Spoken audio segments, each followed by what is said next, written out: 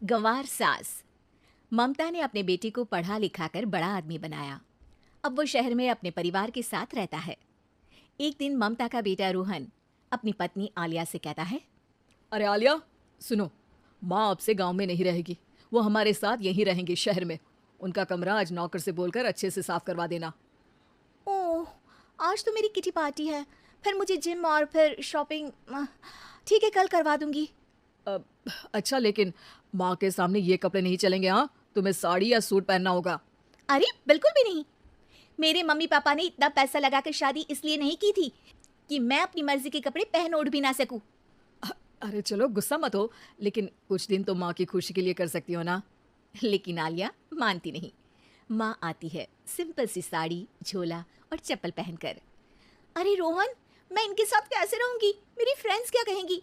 ये तो पूरी गंवार लग रही है। आलिया, माँ गांव में रहती थी इसलिए ऐसी हैं। तुम आज ही माँ के साथ जाकर उनकी पसंद की शॉपिंग करवा देना। इनके साथ घर के अंदर रहना मुश्किल है, बाहर तो मैं कभी भी ना जाऊं। रोहन को आलिया पर गुस्सा आ जाता है। माँ, ओ माँ। हाँ बेटा। वो माँ को ले जाने के लिए उनका हाथ पकड़ता है कि अरे माँ, तेरे हाथ अभी तक इतने कड़े हैं, तूने इसका कोई इलाज नहीं किया? अरे बेटा, इसका कोई इलाज नहीं। वैसे भी मुझे कोई शर्म नहीं कि मेरे हाथ मुलायम नहीं है, क्योंकि इन्हीं हाथों से मेहनत कर मैंने तुझे बनाया है बेटा। अगले दिन। माँ, मैं ऑफिस जा रहा हूँ। कुछ लाना हो तो आलिया को बोलकर फ़ोन करवा देना। रोहन के जाने के बाद, आप ना आज कमरे में ही रहिएगा, घर में पार्टी है, मेरी सहेलियां आ रही है, मैं उन लोगों के सामने आपको नहीं ला सकती हूँ। ठीक है बहू, लेकिन तुम कहो तो मैं कुछ खाने को बना दूँ तुम लोगों की पार्टी के लिए। वो लोग सिर्फ कॉन्टिनेंटल या थाई फूड ही खाते हैं। कोई बात नहीं, कभी इंडियन खिलाने वाला कोई मिला नहीं होगा ना। मैं बनाकर कमरे में चली जाऊंगी। जैसे आपकी मर्जी। आलिया के घर उसकी दोस्त आती हैं, पार्टी होती है। अरे वाह आलिया, ये क्या है खाने में? बड़ा ही स्वादिष्ट है यार, इसकी रेसिपी मुझे चाहिए। हाँ, और ये दाल, ओ माय गॉड, मैंने तो किसी 5 स्टार में भी ऐसी दाल नहीं खाई है यार। तू कुक को यहाँ बुलाना। अब आलिया घबरा जाती है। हाँ हाँ हाँ, क्यों नहीं। माँ जी जरा बाहर आइए। आलिया की सास सिंपल सी साड़ी और गांव के अंदाज में आती है। अरे बहू, क्या हुआ? खाना पसंद नहीं आया क्या?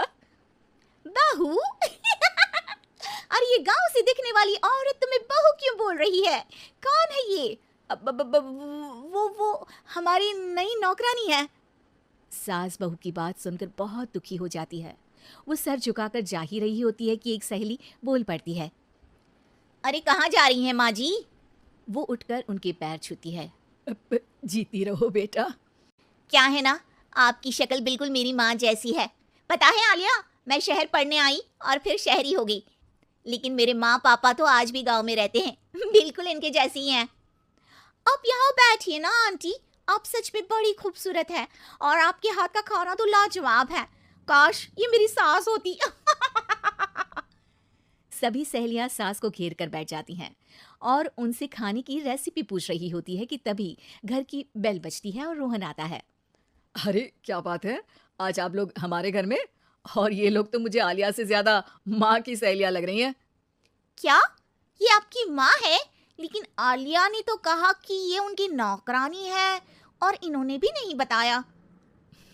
वो नहीं बताएंगी, क्योंकि उनके लिए बच्चों की इज्जत और उनकी खुशी सबसे पहले है। मुझे माफ कर दो, मुझे इन्हें तुम लोगों से मिलवाने में शर्म आ रही थी कि तुम लोग क्या कहती।